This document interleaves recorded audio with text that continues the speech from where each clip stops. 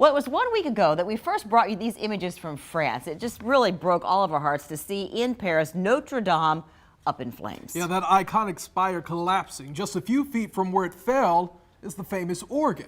Well, tonight, it turns out, there's a man right here in Jacksonville who has a very special connection to the music and the organ at Notre-Dame that so many are hoping will be salvaged. Alex Ositis has the story. In this empty church, the full power of the pipe organ can be felt. Gwozdz has been playing since he was a child, even traveling the world to study on the great instruments. Twice, he showcased his talents at the Notre-Dame Cathedral. When you hold the last chord in Notre-Dame and you lift your hands, the sound is still traveling for 10, 12 seconds. Truly a heavenly experience. He watched the coverage of the 800-year-old church burn. Devastated, he says the history lost is only reconciled by the hope in restoring the site. The prized organ still being assessed among the ashes, heavily damaged, but reports indicate it could still be saved.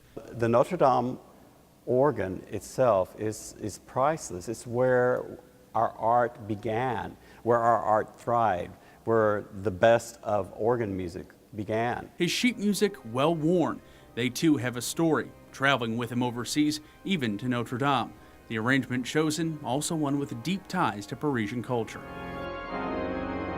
Gwozdz explains the feel and the sound from the organ he plays at the Episcopal Church of the Good Shepherd in Riverside is as close as you'll get on the First Coast to the 8,000 pipe behemoth in Paris.